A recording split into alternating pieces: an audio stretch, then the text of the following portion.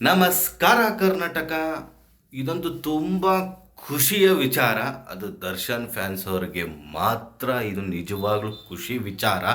ಏನಪ್ಪ ಅಂದರೆ ದರ್ಶನ್ಗೆ ಈ ತಿಂಗಳು ಇನ್ನೆರಡು ದಿವಸದಲ್ಲಿ 27ನೇ ತಾರೀಕು ಬೇಲ್ ಅಪ್ಲಿಕೇಶನ್ ಬರುತ್ತೆ. ಅವರಿಗೆ ಬೇಲ್ ಆಗುತ್ತೆ ಅಂತ 99% ಎಲ್ಲರೂ ವಿಶ್ವಾಸದಿಂದ ಇದ್ದಾರೆ.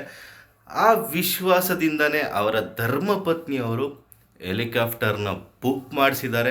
ಏನಕ್ಕೆ ಹೆಲಿಕಾಪ್ಟರ್ನ ಬುಕ್ ಮಾಡಿಸೋದು ಅಂದರೆ, ಬಳ್ಳಾರಿಯಿಂದ ಬೆಂಗಳೂರಿಗೆ ಕಾರಲ್ಲಂತೂ ನಿಜವಾಗ್ಲೂ ಬರೋದಕ್ಕೆ ಆಗೋದೇ ಇಲ್ಲ.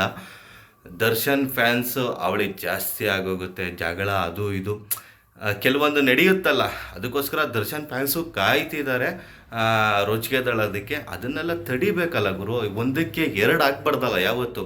ಅದಕ್ಕೋಸ್ಕರನೇ ಅಲ್ಲಿಂದ ಬಳ್ಳಾರಿಯಿಂದ ಒಂದು 350 ಕಿಲೋಮೀಟರ್ ಅಲ್ಲಿಂದ ಬೆಂಗಳೂರಿಗೆ ಕರೆ ತರಲು ಹೆಲಿಕಾಪ್ಟರ್ನ ಬುಕ್ ಮಾಡಿಸಿದ್ದಾರೆ ಅಂತ ಸಾಮಾಜಿಕ ಜಾಲತಾಣದಲ್ಲಿ ಸಿಕ್ಕಾಪಟ್ಟೆ ವೈರಲ್ ಆಗ್ತಿದೆ ಈ ಒಂದು ವಿಡಿಯೋ. ಆದರೆ ತುಂಬ ಒಳ್ಳೇದಲ್ವ ಗುರು, ಬರೋದನ್ನೇ ಎಲ್ಲರೂ ಕಾಯ್ತಾ ಇದ್ದಾರೆ.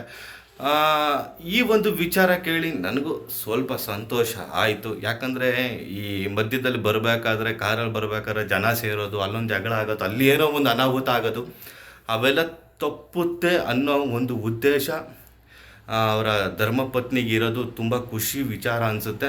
ಆದಷ್ಟು ಬೇಗ ಹೊರಗೆ ಬರಲಿ.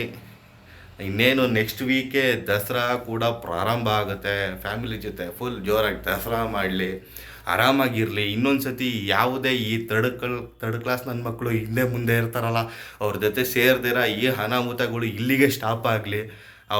ಅವ್ರನ್ನ ಎಲ್ಲಿಡಬೇಕು ಅಲ್ಲಿಡ್ಲಿ ಅಂತ ಈ ಸಂದರ್ಭದಲ್ಲೂ ನಾವು ಹೇಳೋಣ. ದುಷ್ಟರ್ಕಂದೆ ದೂರ ಇರಬೇಕಂತಾರಲ್ಲ, ಇವಾಗಾದರೂ ಬುದ್ಧಿ ಕಲೀಲೇಬೇಕು. ಮತ್ತು ಸ್ನೇಹಿತರೆ, ದರ್ಶನ್ ಅವರು ಹೊರಗೆ ಬರ್ತಾರ ವಿಚಾರ ಕೇಳಿ ನಿಮ್ಗೆ ಏನು ಅನ್ನಿಸ್ತಿದೆ?